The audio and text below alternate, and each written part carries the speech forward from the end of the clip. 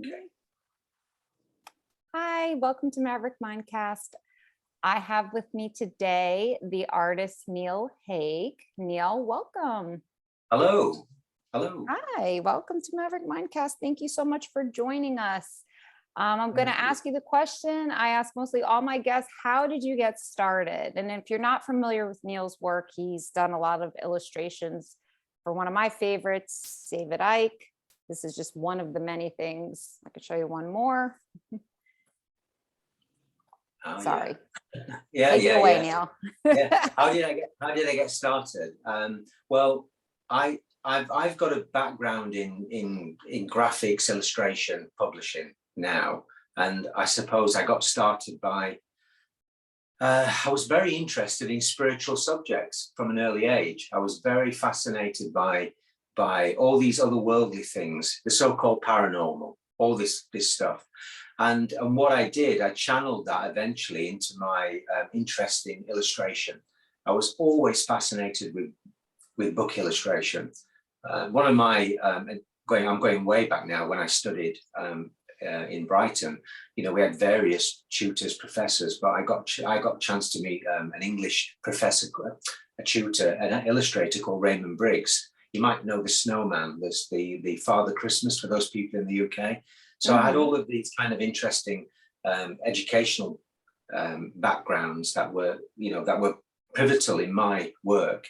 And then as I went through into my 20s, did the university stuff, I got really interested in the occult and interested in all those things that relate to symbolism and visionary art, if you want to call it that.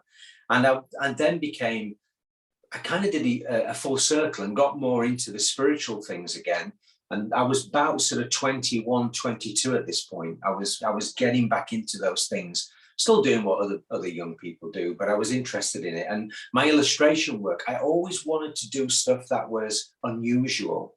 And when I was being commissioned as a professional illustrator way back in the early 90s, I was always given these weird kind of commissions, a bit like, you know, if they wanted somebody to illustrate a rabbi playing the guitar, you know, who was praising Jesus kind of thing. How the hell do you illustrate that in a magazine? So I used to do all the illustrations for the New Statesman Society. You know, I did commercial stuff and the economic kind of side of things. And I kind of fell out of love with it. Even though I was enjoying doing the unusual stuff, I kind of started to fall out of love with it and got into painting. And it was the painting that I started doing in France prior to that and just after that, which was opening me up to all these other things. And it was in that period where I met David Icke, and it was then that things started to become more intense in terms of my interest and where my art was going, because I was being inspired by all sorts of different areas, but at the same time keeping this central inner knowing about what I was doing. It was a fascinating process. I got into William Blake. I looked at all the visionaries. I was looking at Tolstoy. I was interested in, you know, the post-impressionists like Van Gogh, the pre-Raphaelites. I started looking at everything, and I lived in London in that period. So I was constantly in the galleries and in the museums, spend hours in the British Museum, which is full of artifacts, illustrating and drawing in sketchbooks. I've got some of the sketchbooks and things around me here, actually. Some of them. Really? Yeah, I can just hold a few up. And I've got the right ones. I'm guessing there's one or two down there. I've got loads of stuff. I mean, I've got cupboards full of notebooks and journals from travels and ideas and conversations with, you know, I'm kind of a magpie when it comes to visual imagery and art. So that's what we do as artists. But I also was aware at the same time that whatever I was doing, Karine, was really not fitting in to, you know, eventually it wasn't fitting into what was going on around me, especially in my mid-20s, because I felt like I was being marginalized a lot. So, and that intensified when I started doing illustrations and images to enhance David's books, because people would, commercial illustration and agents wouldn't touch me with a barge pole, you know, for a while. That was back in the early days. And they still don't, actually. I mean, it's a very competitive area. But I knew that there was a quote. I said something in one of my books that creativity in all its forms is only dangerous to the mindsets that want to eradicate freedom of thought. And that's what I was trying to do with my work. So all art for me, in its truest sense, was something that is, it's a vehicle for getting people to open their eyes to the truth. So I always saw my art as that. I appreciate what other people do. I appreciate visual artists, and there's people like Alex Gray and all these amazing painters all over the world. But for me, unless they're actually interested in painting what we can't see and what we need to understand, or illustrate, I should say, not paint, to illustrate themes that people won't touch. What was the Star Trek line? To go into places, but boldly go where nobody's gone before. Right, yeah. So it was a bit like that for me. I wanted to convey other levels of reality. It was a passion for me. I really, really that's all I wanted to do. Just do that, you see. So I wanted to get into that. And the more I channeled and did it, the more I realized that art wasn't really a pleasure, really. It was something that is, it's almost it's a major organ in humanity, in the life of humanity, for transmuting and releasing blocks on the perception. So I got into all of that as well. I always felt that it was like an enormous task in some ways. So there was obviously there's fun and laughs along the way, but it's also been an intense, people have said to me over the years, have you not had any kind of like, because I had my head in a lot of dark stuff over the years. If somebody like David says to me, I need an illustration that conveys Satanism, I mean, it's kind of like what I mean? It's another world that you're going into. But I always felt I was able to deal with that dark world. And even to this day, none of that stuff phases me one little bit. I don't do much of that kind of imagery anymore, but I've been really prolific over about 25 years, producing illustrations. I mean, like I say, you've held some of the books up, but honestly, I mean, when I look back, I think we all go through transitions anyway, but when I look back and I think, wow, I mean, yeah, I started going digital as well with the work over. And what do you enjoy more, painting or digital? I mean, there's tons of your stuff in this book, which I love. He's got like tons in this one. Well, you see, the work in there is a mixture of digital and traditional. And what I ended up doing in the end as a style of work was combining both methods. If I was trying to, get into this idea of deepening the mystery and thinking about other ways of reproducing the invisible, then you have to kind of use as many possible ways in which you can do it. I suppose a filmmaker or somebody who uses other media is trying to do the same. We're limited with what we know and what we can do, but I was really trying to, go down the path of merging traditional with the digital world. And that's something that is, it's become more and more obvious in what I do. Funnily enough, at the moment, as we speak, I've gone back to painting. So I'm painting on canvas again down in in my little studio. And I'm enjoying painting some biblical figures. I haven't finished them, and I'm working on those at the moment. And I've got this kind of little obsession at the moment with John the Apostle. Sort of, I'm looking at things to do with that and other subjects as well, to do with life and death.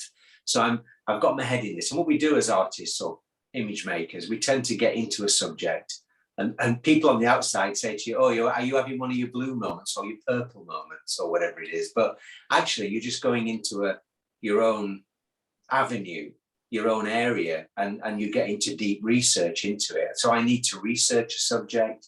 I might need to experience something. I might need to channel something. It depends on what I'm doing. I wrote 3. Interesting. Yeah. I was going to ask you, well, it's interesting that now you're saying you're going to biblical, because I feel like it's almost a lot of these works here that I'm looking at in the book are very prophetic, because I'm looking at it now, but it wasn't created now. It was probably created a decade ago or more, and so when you were kind of talking about fusing more traditional with the digital, it's kind of where we were going anyway. And I feel like because we're swinging so far now to the digital technological side, and you're all of a sudden inspired by biblical, because I feel like it's always like that kind of, you get to a conservative and then you swing over to super liberal or whatever the Yeah, case. And now we need to kind of come back more.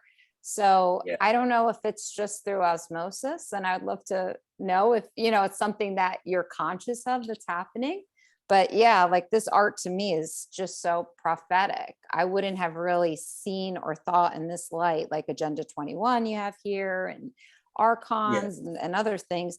I personally like brain computer interface. This was a while ago, and a lot of us weren't thinking about this then, but this is Yeah, like planting that seed. it's funny. It's true that, because I made a video recently on a film called Moonfall. I won't go into that, but for me, I wasn't surprised that I know that the director was touching on subjects that obviously these movie directors are aware of, the occult knowledge. A lot of them are inside initiates and things like that. But it's coming out now more, because in a way, collective consciousness and the subconscious and how things are drip fed into society and how we're programmed, it's rather like a kind of a two-way process. You can't, if you're trying to put information out as a visual magician, a filmmaker, then that stuff doesn't come out and go nowhere. It comes out and stays in the ether. It's a little bit like putting something in the sea. A kind of a polluting an area of the sea. It's not going to go away. It's going to be there permanently. And it's like everything else, everything that's energy. So in terms of visual art, I was putting things out 10 years ago purely from a channeling point of view. I was just being inspired based on things I was reading, based on being asked to do certain images. I'm reading lots of other books besides David's work, and I just felt connected to I felt connected to my own power, my own creative power as such. And I have done for years and years. It's been with me since I was little. And I suppose when I wrote the graphic novels, I put together 3 graphic novels. It was a trilogy called the Kokoro Chronicles. And in those books, and you've not got those there, but in those books, I was getting into the realms of science fiction, but I was also channeling. And so when I was putting together things about the moon in those books, like the moon being a weapon and the Orion constellation as a home base for humanity in a higher state and a blueprint for our DNA, and all this stuff was coming to me, and I was starting to put it together. And then eventually, years later, you start to find other people talking about it, like you say. And I think it's because collective consciousness, like I say, is just infusing us permanently. We're not separate. We're non-local beings. You know what I'm trying to say? We're not just biological computers. We're spirits operating in an ethereal reality, which is almost as the Gnostics say, it's almost like a simulation. But beyond that simulation is this potential, this creative imagination, this infinite potential. And I've always felt I've had that connection. Like everybody else who knows that, they know they have that connection to infinite potential. And that's something that has come through my imagery and my illustration. It's given me the insight to put together concepts that I was seeing way back, which are now coming forward. I did something for Iconic recently, but I was talking about a particular painting, and I mentioned it in that Moonfall video. And it was one of the earliest paintings I ever made, and it was totally channeled. And I didn't know where it came from. It won an award as well. It got selected for the best British illustration. It was crazy period. It was in the early 90s. With the eye, with the earth. eye and the moon I love being that. blown. Beautiful. Yeah, and I had no idea where that came from. I thought, well, what's this all about? And an interesting side to that story, well, I'd love to tell you this, because around that time when I painted it, about a year later, I was having a very small exhibition of work in London in a place called Battersea, near the Battersea Arts Centre, for people who know London, in South London. And I was with my friend and my sister, I was literally, we weren't even open. I was literally putting paintings out and putting them up on the wall and looking at potential places to lay things out. And that was one of the paintings in the exhibition. And I had one of those beautiful so-called coincidental experiences where this guy this lovely elderly gentleman walked in off the street, popped his head into the upstairs gallery where we were and said, "Do you mind if I come in?" I said, no problem. And have a look around. And he was looking at my work that was on the wall. And I kept looking at him thinking, wait a minute, there's something going on here. This is interesting. And he was an American. He was in his late 70s, I don't know, something like that. And his name was Dan Budnick, very well-known American photographer, a journalistic photographer, sadly passed away in 2020, I think. I've not seen him since 2005. He became a friend and he stayed in touch. And he had connections to the Native Americans. He photographed loads of people like Martin Luther King. I've got one of his original prints of Luther King that he photographed after the I Have a Dream speech. Very tall guy, beautiful man, looked a bit like Burt Reynolds, I thought.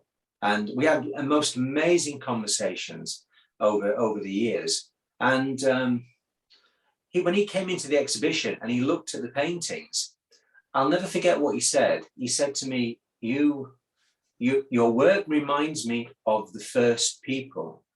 And I thought, what does he mean, the first people?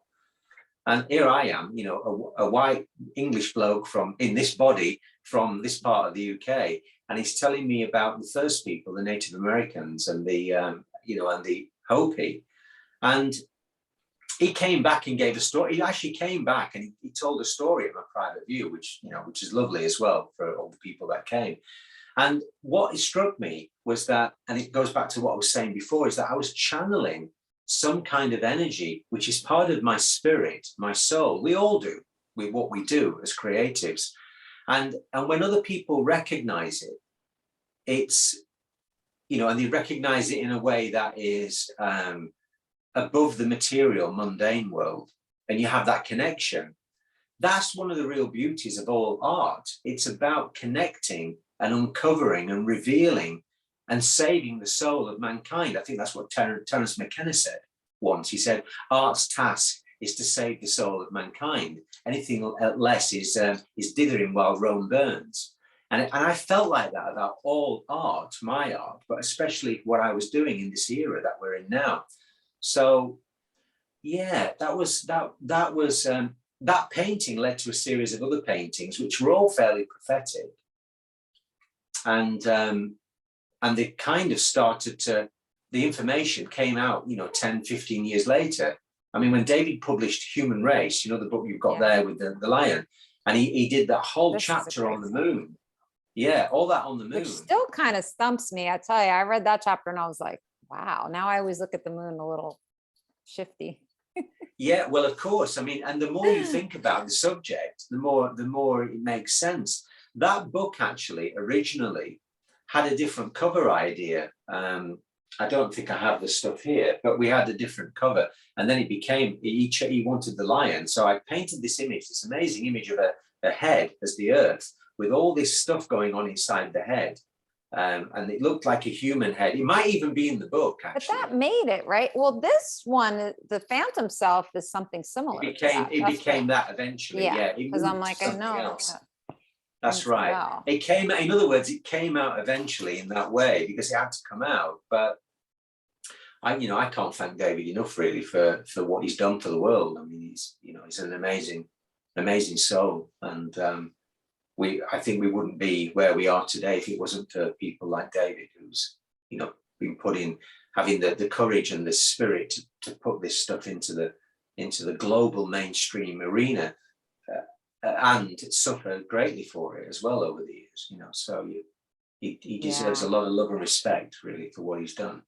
And he doesn't ask for anything either. It's crazy. No accolades or anything. He's just like, I'm just doing what I want to do. And to watch a lot of his talks it's just very inspiring. It doesn't feel like 7 to 10 hours. It just flows, and it's just like, it's amazing. You're not reading off anything. You're just going, like, it just flows out of him, and it seems like you two are similar in that way, where, you know, your art just kind of flows out of you. It's not something that you need to script or whatever. It just comes out organically.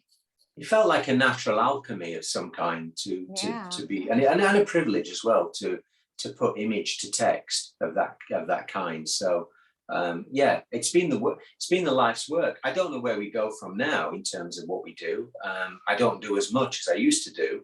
I'm still doing things, but I was, like I said, I was very prolific over the last decade trying to do stuff. But in recent years, I'm going through a bit of a transition as well with what I'm doing. And I'm finding, like I said to you earlier, I want to go back to the biblical stuff, because I do feel there is something in that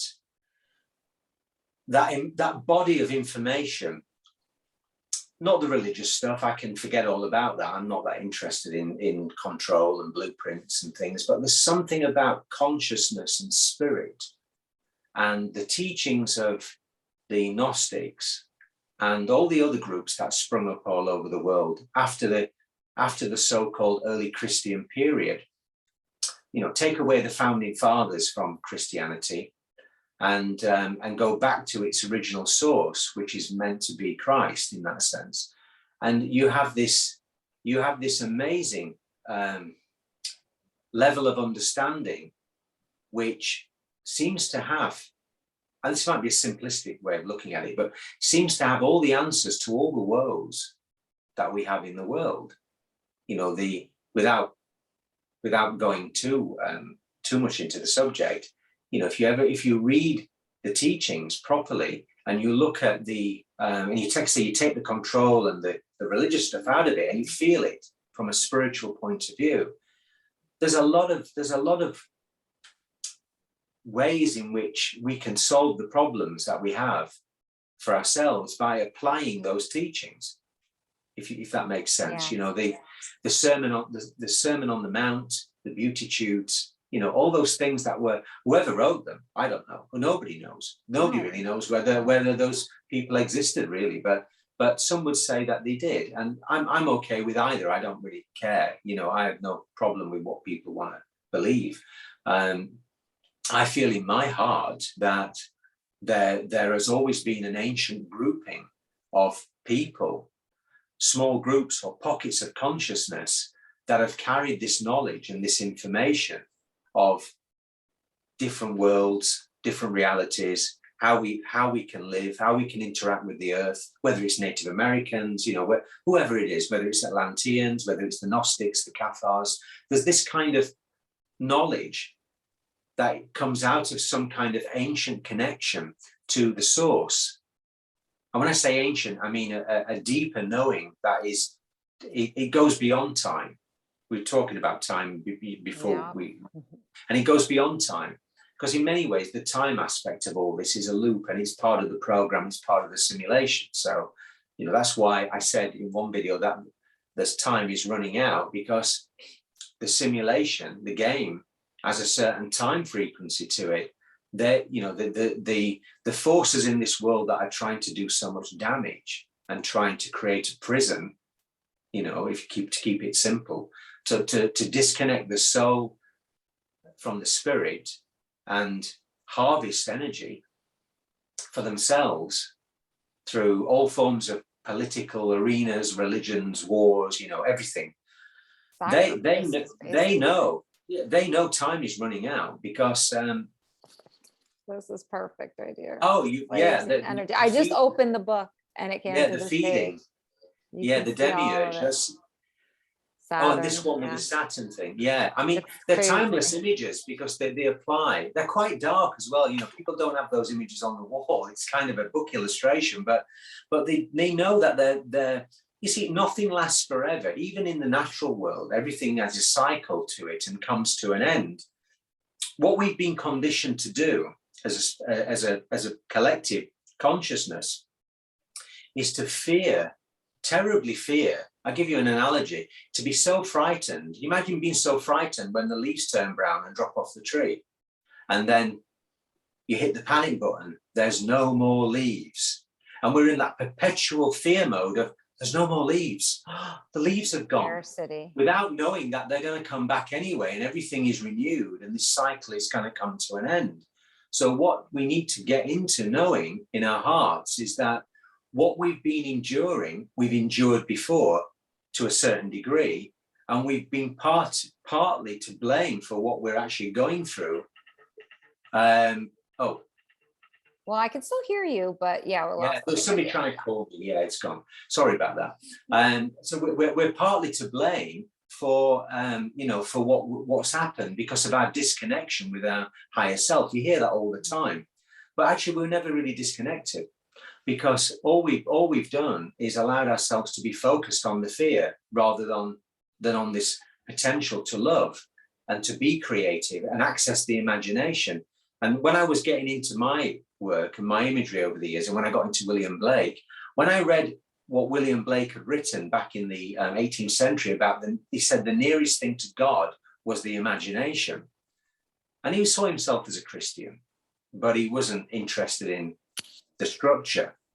And when I read the work of Cecil Collins, another painter, a fine artist who taught at St. Martin's, who I absolutely adore his work, and he passed away in 89, he was talking about the divine spirit and the creative imagination and the art of the visionary art of the poet and the fool and all these other archetypes, which were all relevant to our connection to the heart and what we really are, who we truly are. Do you know what I'm saying? It's kind of like a knowledge that is so there, but we in some ways we just forget that we have that connection.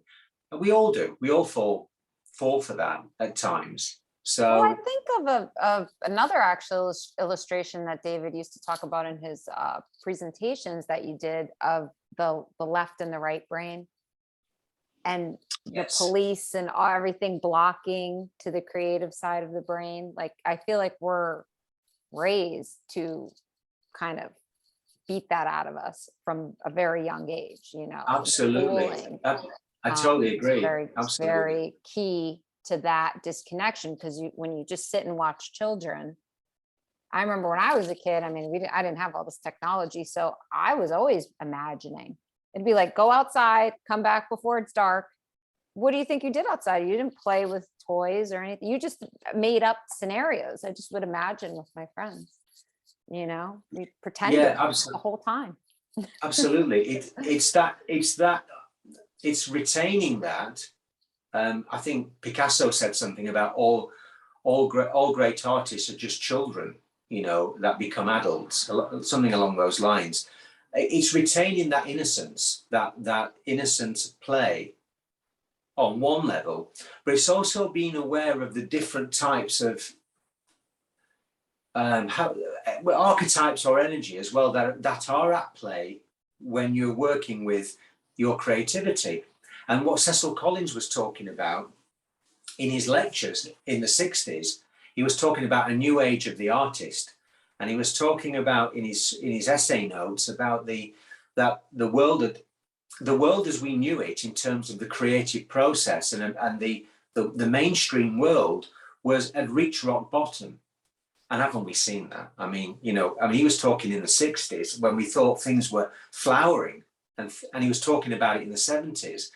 And actually, in a way, I'll give you an example.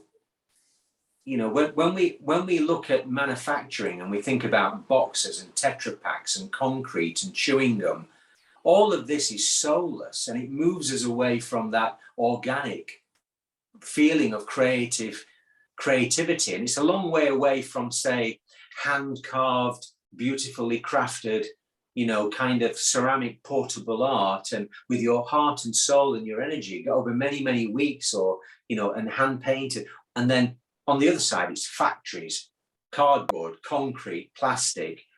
That's the world we've gone into. And I'm not saying that we can go back to, some kind of living in teepees and all the rest of it. I'm not talking about that. I'm talking about the types of art that has resurfaced in many ways based on our understanding of visionary art, on what the artist is really all about. And in one of my books, I put this illustration together, which showed the kind of journey of the visionary artist in terms of art history. And what I put together was something that related to almost like a time loop, but right in the center, in this place where we access our real creativity and this oneness, was the visionary. And if you look at art history very briefly, if you think about where we've gone from a very two-dimensional expression of art through cave paintings and through, the omnipotent imagery that we saw in every form of rock art, petroglyph, cave painting, you name it, right up to the kind of Byzantine era, the early, the medieval period. Everything was very flat and very two-dimensional. And then all of a sudden we had this upgrade in consciousness, and we had the geniuses like Da Vinci and all these other artists from the Renaissance period, which started working in 3D, in terms of perspective and 3 dimensions. And that traveled with us for quite a while. And religion was always there in the background. Religion was always dominating almost as propaganda through art history. Every now and again, you see it in the shaman at the beginning, it went from the shaman to the patron, and then it went into the secret societies, which also created patronage. It went into the religious and ecclesiastical groupings, and you had this art that was becoming from 2D to 3D, and then we hit the 20th century. And in the 20th century, all of a sudden we had 4th dimensional art. We had this understanding of cubism. Picasso didn't want you to see a portrait. Picasso, no matter what you think about Picasso, and I've got my own views on the man, but Picasso wanted you to see a face from 4 dimensions. He wanted you to look at the world from out of 3D, from 4D. And if you read David's books and you look at all these other books on science, they're talking about manipulation from a 4th dimensional aspect of reality, which is time, which is what Einstein talked about.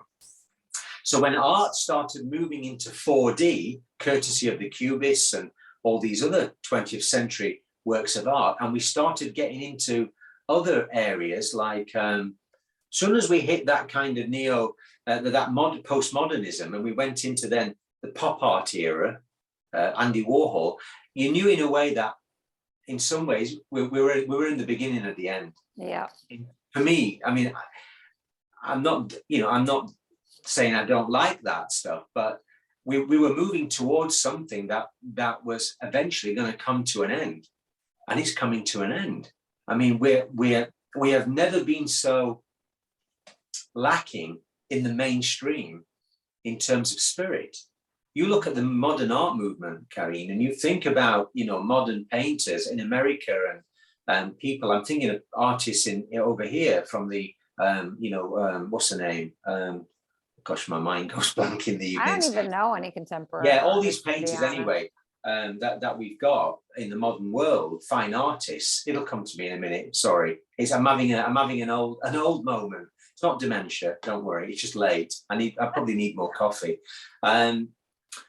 Anyway, these painters, Damien Hirst, that's another one I've just thought of. Damien Hirst, great artist, but they were part of this sensationalism, this movement that was more about the artist becoming a celebrity. Yeah. And also the art became really dark, and it became really, it had a vibe to it, which was almost in some areas quite satanic.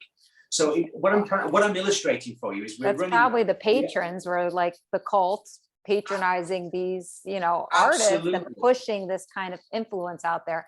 That's what I was, before we started rolling the tape, that's what I remember when I was in college and I took an art history class, my teacher said something about bad culture equals bad art. Yep. It's inevitable. It's just, you can't separate the two. And I wanted to get your take on that. And I kind of feel like you're by any way answering that question. Well, that's it. But yeah, it's running parallel. That's exactly it. And, and I felt that my art and my illustration, I'm not some world-renowned artist, but in terms of my niche and what I enjoy doing, I like to feel I've held a light, a beacon. Absolutely. For something that is running away from this mantra as we've cycled through this art history. And who knows where it's going to go anyway with my work, but all along that time loop, there's been prophecy, and there's been artists that are prophetic. Blake was a great example. Every now and again, a visionary reared up, and they offered a vision of another possibility, or other worlds, other realities. They imbued an information that ran against what was the public mainstream status quo. And I don't know, maybe, I mean, there are artists, there's plenty of artists today. In fact, there was one artist, he died recently. I only found out last year. David D is the American illustrator, who I have to say, you know, put a lot of work into political illustration. If you go and look his work up, if you don't know, I mean, he's not obviously not making any more. Rest in peace, David. You know, he was very, very focused on exposing this darkness in his own way. So there's not many of us around. We're almost kind of like, you know, there's artists all over the world, millions, billions of artists, but in terms of trying to get this information into the ether, into consciousness, there isn't many trying to do that in that way. And I don't mean that I'm not being negative towards other artists, because I love other artists and I love their work.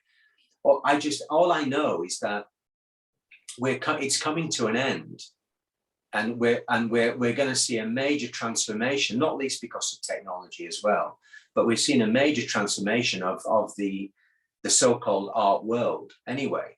And as Cecil Collins was writing back in the 60s and 70s, he was talking about the new age of artists would have to, in the new age, he used that term loosely, would have to find this connection to their spirit, because it's lost. And it has been lost, like I say, based on all the things I've talked about. And he was also talking about the healer. And I think I mentioned this to Richard in an interview. Richard Willett was talking about the healer and the wounder as two archetypes within the art world. And you have to be aware of that as a creative, or, you know, it doesn't matter, it can be as a human being, but you have to be aware of the fact that all wounding needs healing, you know, and there's a wound for a reason. And if anything, my art and my imagery has probably, I don't know whether I've been more of a wounder some days, sometimes, you know, it's like a shock. Whoa. A shock to the system. But I like to think there's been a gentle, it's not like being a smack in the face, it's been a gentle kind of cathartic process when somebody looks at the imagery and goes, I get it. I see what the author was trying to say, or I see what David or Neil's trying to say. I see it now. So that's been, you know, something that makes me feel good. And then there's the prophecy side of it, like you said before. I mean, I don't know. I don't know where some of that stuff's come from. It's come from spirit. But do you remember the role-playing cards by Stephen Jackson, the Illuminati cards published in 1995? Do you remember? Oh. He illustrated a deck of cards called I think they were called the Illuminati Now cards, like a playing card set. And they had all these images. One of the Pentagon, you know, one of the Twin Towers being hit by something, and he had a pandemic, and he had nuclear war, and they're all in this deck of cards. You put role-playing Stephen Jackson from the 90s. Now, you know, art played a huge role in some way, the creative spirit in channeling that stuff as well. You'll never know whether he was given inside information or not, but it's funny how you can have two things going on. You can have that, what I've just described, and then you can have the Simpsons dropping truth bombs. And you have to say, well, are they in on it? Are the creators in on the knowledge and the agenda? And they may well be. Or are people being generally inspired as creatives to put things out? And, you know, I tend to go with my gut feeling on that. I tend to go with my intuition and see where it takes me. When it's mainstream and it's massive, I tend to think it's been planted. It's part of the knowing, the program, the agenda. When it appears out of nowhere, sometimes in a piece of work by an unknown artist, and it has implications, it tends to be something that's channeled and it's spirit trying to speak. trying to get through, like any other media. Well, it's like you said, the artist kind of uncovers the unseen, but I think he also sees the unseen and then captures it. You know, it's a different this is me talking, but it just seems like it's a different level of awareness and attention and presence in the world when you're an artist. Whereas I know for me, I was just recently awakened. I just thought everything was what it was because I was just too busy living my own life. It wasn't because I was so trusting. I was just like, well, I could do whatever I want. What's the problem? You know, carry on. And, you know, you're not present. You're just kind of living, but you're not present in the moment, seeing. Now I'm a lot more present. And it's kind of like what you said about your work. It's kind of jarring though. Presence it can be a wonderful thing, but it can also be a disturbing thing if you just step back, especially the past 2 years. If you just step back and watch and not participate, it's like, wow, you know. Yeah. You see a lot. You do. I mean, it's true what you say. Going back to what I was saying earlier about this this loop, this historical loop. What we've gone from is a pre-linguistic mind, and we've traveled through into a mythic mind, and we've kind of been awakening, but we're just remembering. It's not awakening, it's remembering. So pre-linguistic, mythic, self-conscious, and then we've ended up from the 20th century onwards into multiple viewpoints, and all that multiple viewpoints in terms of celebration of uniqueness has to eventually lead to potential of new vision. There has to be new vision, because the process itself of going through these different states of consciousness has to lead to this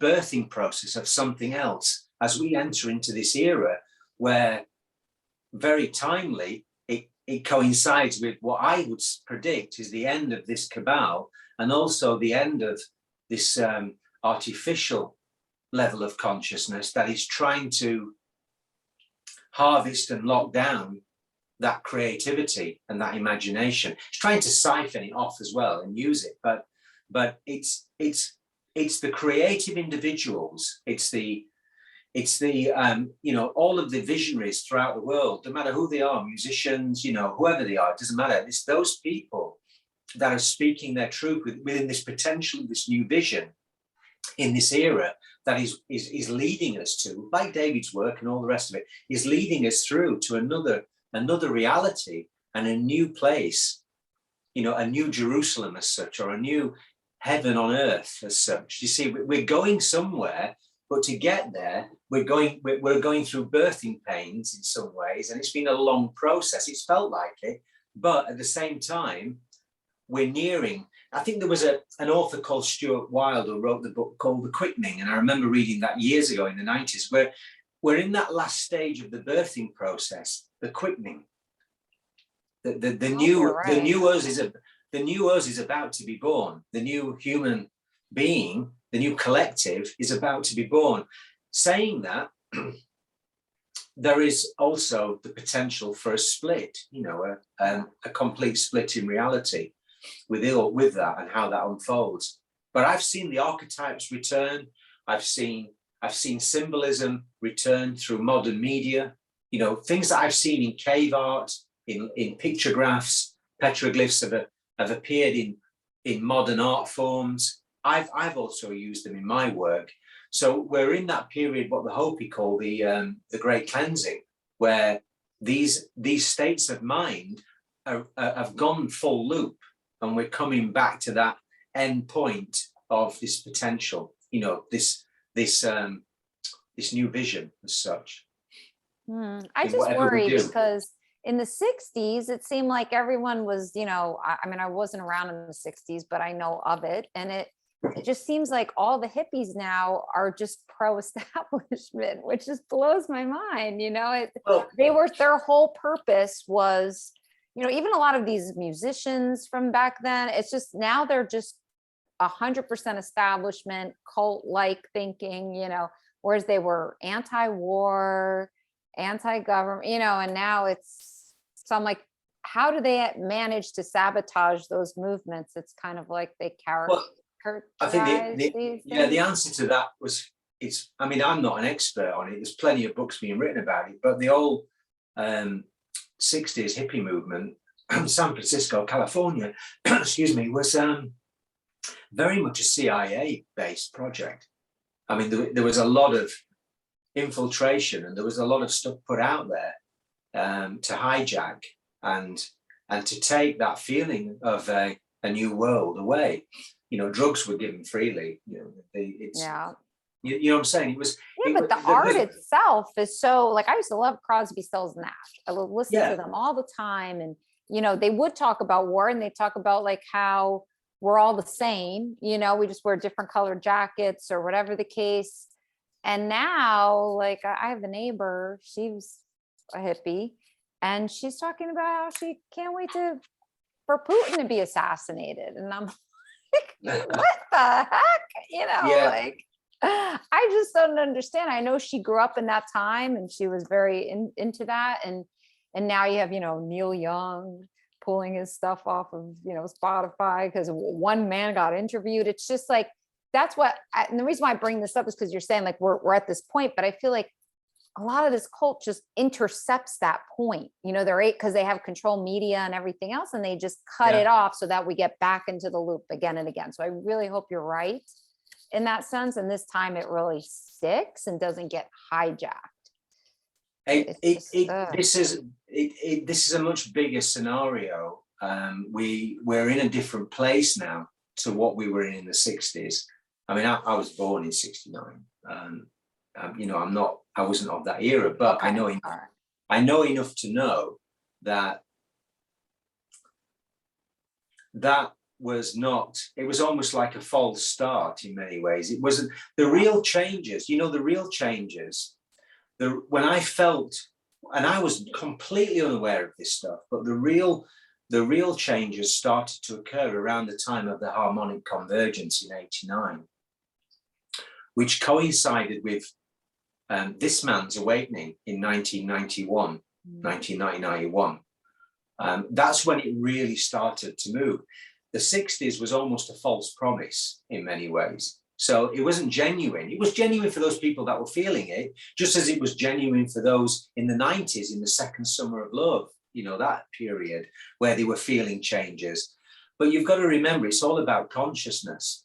And it's not about what comes out necessarily of the mainstream media and how they portray things is how we're programmed to perceive things. So people act as they're taught, as they're conditioned, and they respond in that way. And you know, there was an American Indian poet, an actor called John Trudell. Do you remember him? He was a Lakota Sioux Indian, and he was on this stuff. He sadly died not many years ago now as well, passed away. And he was saying things like that. He was saying that the 60s wasn't the real deal, you know, and that the time would be now. Obviously, some people aren't around to see it. They've gone elsewhere. The life and death scenario is another subject, but they've gone elsewhere, and there's other things happening outside of this this reality, just beyond the veil, that we're not even aware of, that we can't even see unless you choose to see it, unless you've got that ability to see it. And I mean, I've spent years illustrating unseen forces, you know, like the Kokoro, the lions, and all these images that I put together. All these things were real for me. They're not just imaginary creatures. I've seen them. I've seen them either in dreams or I've seen them in visions. And that's why when Cecil Collins said that images derive from the fountainhead of human life, the heart, the solar center, you know, the memories in the DNA and the fire of the spirit, all of that stuff is what we truly are. That's where we're connected. That's how we access codes and how we access the light in that way. Not the light in terms of the speed of light. I'm talking about what the Gnostics and the early Christians talked about as the spiritual light, the watery light that comes from a higher source. So I've got every confidence that this ain't going to end well for the darkness, because it's rather like a game, and all games come to an end. How it ends depends on what happens next, but it will come to an end no matter what. This doesn't go on forever. This break in this time period we're in, this loop, has already started to fracture. That's why I said time was speeding up. I feel It's it. starting to I fracture. felt it since 2020. I just feel like I blink and a year's over. It's Absolutely. I don't know if everyone feels that way, but that's why I'm so interested in that. Like I've kind of probed Michael Feely about that too, and I interviewed him because he talked about the endless loop and the line of truth. And I'm just like, why is time going so fast? It's just unbelievable. And but there's also the repetitiveness too. It kind of feels like every day just feels the same. You mean the groundhog, we've been the groundhog day? Yes, Yeah, because we've yeah. been put in this box. We can't go anywhere. We can't do anything. I'm in a free state, so to speak, but it still becomes quite insular after a while. I have no still- doubt, Karen, I've got no doubt in my mind that it's going to get darker before it gets better. Yeah. I'm aware of that. And we're seeing the death throes of a beast that it's thrashing around, trapped in a corner. Yeah. Knowing that this is coming to an end, but made the decision to take down as much as it can with it as it goes into the abyss. From a biblical point of view, the book of Revelations and the sealing of the dragon in the abyss. From I just John, got Lord of John the the Rings. Apostle. You've got Lord of the Lord Rings. of the Rings, where he's like, "You shall not pass," and he comes It's down the and he same- grabs him right at the end. He grabs It's the Gandalf. same thing. It's all the same thing. And there's no doubt that is the period that we're in. The darkness is going to unleash everything at this period. We've had it with the COVID was the start. Yeah. Watch for the Mockingbird scenario. What's happening in China at the moment is almost a mirror image of what's happening in the Mockingbird movie. The one, the COVID 2023. Who made it now? It was a guy who made the Transformer movies. I can't remember his name. Is it Afonsky? Darren Afonsky. Anyway, that's happening in China. Brutal lockdowns, people starving, throwing themselves off buildings. Whether it's true or not, all of it, but there will be some truth in it. That is the next phase, because it's a beast that's trapped and desperate to hold on to control and to the mechanisms that have been put in place on the psyche especially, and to keep people divided, separated, and in a state of fear, because that's all it can survive with. If you're in fear, if you see other people as separate from you, if there's division in society in all areas, then if you judge people based on all of the things that are based on the physicality of life, then of course you're being got, you're trapped, you're in that arena of the beast. All people need to do is step out of it and get into their creative heart. They need to step away. I don't mean they have to become nomadic and live in a caravan. I'm not talking about that, but they just need to step away from the beast, the machine. I see it as a machine as well. I like the idea of a visual mechanical spider of some kind. Kind of like, here's a concept for people to think about. The spiders, any spiders, they weave webs and all this stuff. And we see that as creativity. And we see it as, the American Indians talk about the great grandmother spider and the twins of the earth and the web of life and all this stuff. Yeah, on one level, that makes sense. But if you think about duality, the spider is also a predator.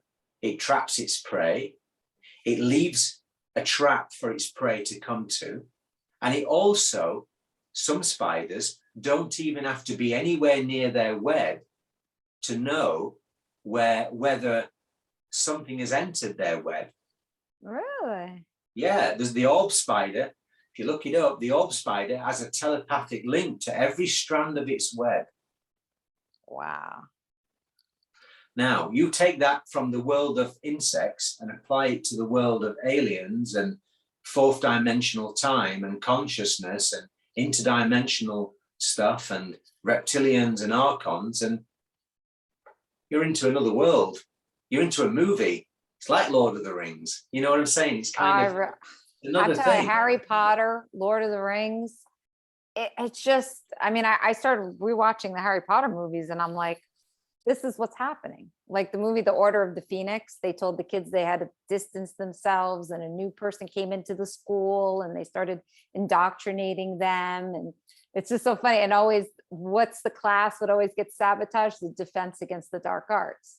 The That's teacher right. never survives. The teacher Excellent. always Yeah. is either somebody put in there as someone to sabotage everything, or because they don't want you to learn anything of how to defend yourself. You're supposed to immerse yourself in these dark arts. Yeah. And, you know, that's the hope. And then he started teaching everybody undercover how to defend themselves, because they started coming out more and more and more of these dark forces.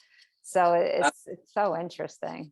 Absolutely. Yeah. I mean, the Harry Potter stuff, I mean, yeah, it's funny enough. I illustrated from the, when the books first came out, I was in the late 90s. I started doing some drawings based on them, just from reading the book. And it's an interesting thing from an artist's point of view, illustrator as such. I was drawing the Harry Potter characters. And when I look back at them now, 20 years later or 20 odd years later, before the films came out, I was illustrating the text before the films came out. And I managed to, you know, capture the Alan Rickman character and Harry Potter. I really, just based on the text, that's what illustrators do. They, you know, you really get into the text. You really read what it is you're trying to interpret. So when the films came out, I was like, wow, my Draco Malfoy, because of the nature of the text, was very similar to the character, and you know, and I love doing all that stuff. I used to do that with my students, which I did sadly until Dr. COVID came along. So yes, I know we're running out of time, but if you want to talk about, I love Dr. COVID. Well, very briefly, I mean, I produced a book. I produced a comic, a graphic novel called The Dr. COVID Universe, and I've started producing it. I started writing and illustrating in the late 2020 into 2021, and I was in a very restricted educational setting, and you know, teaching art. I've always been a maverick, but teaching art, and obviously the leakage of Dr. COVID got out into the public arena, and it seemed to upset a few people, of course, and really? because it wasn't going along with the you know, the mainstream narrative. And yeah, I mean, I eventually, you know, I decided to leave education eventually because of it. I'd had enough of the mainstream educational world and the lack of imagination. This is the truth about education. The majority of people working in education to this day, and I can say this from being 20 years in education, and I don't mean I'm not targeting individuals, but I'll say that the majority of people in education are not in charge of their own minds, and they're part of a program, period. If they were to step out of the program for a minute and be part of their own maverick mind, they'll last about 5 minutes because of all the other, you know, clones of the system jumping on them from all angles. So when I did Dr. COVID, when I made the book, I was really having a go at what was going on with the mainstream narrative. And I mean, the little comic, it's only about 70 pages long, but I just took apart the whole thing, and it was hilarious. You know, I made it funny because for me, it was tragic, but it was also funny. I mean, you know, the idea of a PCR test and the pink elephant, I called it, you know, the pink elephant with his sidekick lateral flow, a bit like Batman and Robin. You know, the lateral flow was the little character on the elephant's shoulder. I didn't have Klaus Schwab, I had Anal Swab as one of the characters. Because who'd want an anal swab anyway, you know? You have to have a cult following of Dr. COVID. Come on, tell me. I mean, people reach out to you and just love it.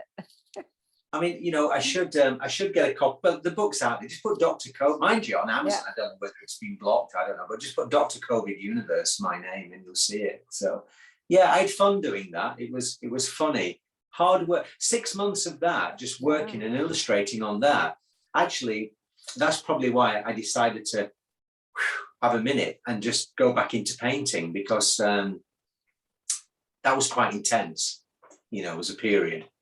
Working with David, as much as I love him, and he knows I love him, it's an intense period of working on stuff. When you do work on a project, it's a real focus. What does that look like? Like he tells you, like you said, he said something about satanic and then you do it, or has he just seen some of your work and said, I want to put this in the book? Is it it's always it's sometimes been a bit of both, a combination. Sometimes I've made something, I like that, let's use that, or it's been, I need this particular illustration, and I've gone away and thought about it, and made those images. So like any illustrator would. And so then you yes, sketch combination. it and show it to him, and you kind of work through it. Just asking, I don't know anything about that process. So no, that's how it works. Really I've got sketchbooks full of notes and ideas, and chatting and talking about concepts.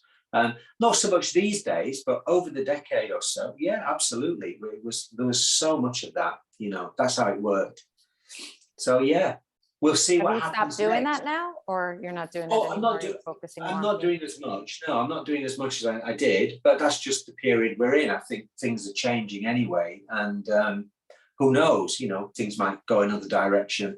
I'm enjoying the space that I'm in at the moment. Put it that way. So. Okay. One other question, real quick. I noticed you use a lot of primal colors. Like, is that just something that you only work with that, or?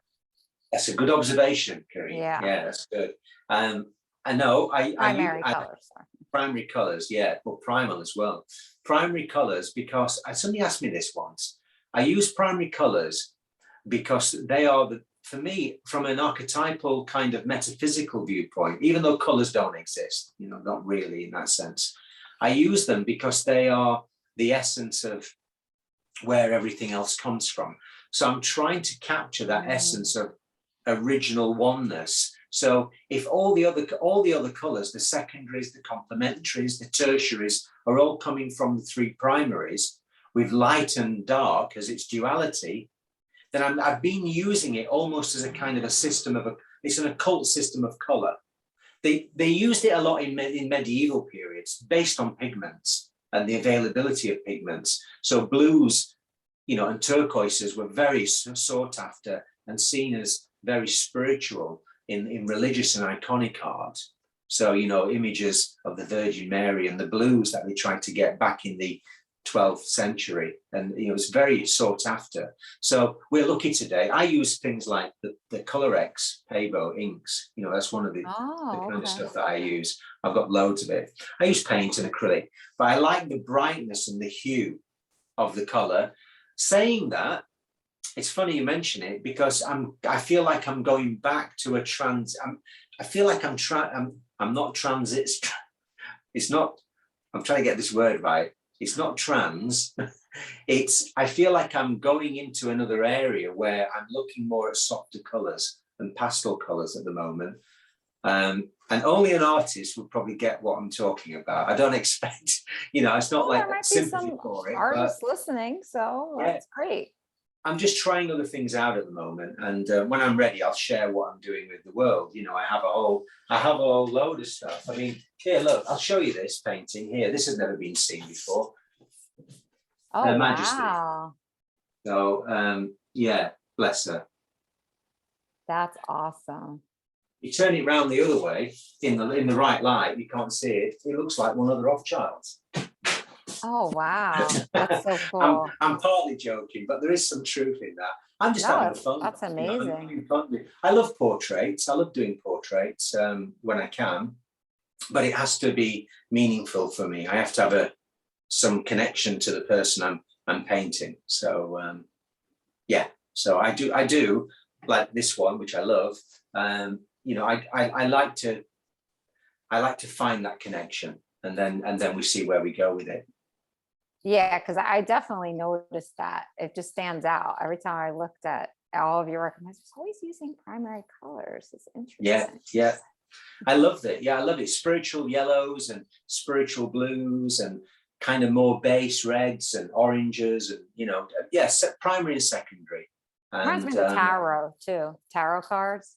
Like they're very very intense primary colors, you know, the yellows, the blues, the reds. I did illustrate a set of tarot cards once myself. Oh, you I never did anything with them. Yeah, I've illustrated the major arcana. I don't know whether they're on my website. I can't remember. I don't think they are, but I think I'll dig those out. I know I posted something on Instagram recently. A Cocopelli fool player, you know, flute player. Yeah. That was part of the major arcana. That was one of the illustrations for it. Yeah, So that's perfect. I approached it in a different subject. The Tower card became the Twin Towers. Became the Twin Towers. Yeah, it's time for me to go. Yes, no, I totally understand, and thank you so much for being so flexible with your time. This has been amazing. Hopefully, we can have you on again. I'd love to talk to you again because there's so much. I'd love to. Yeah, there's so much to excavate from your mind. You have so much to give.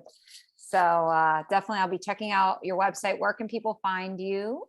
I know it's on neilhague.com or neilhagebooks.com. Okay. Just put my name I'll post into those links when I post this. I will definitely post those links as well, so people have easy access to that. Thank you, Corinne. Okay, lovely to talk to you. Thank you. Yes, it's been a pleasure. See you soon. Thank you. Okay, thank you. Bye. Bye-bye.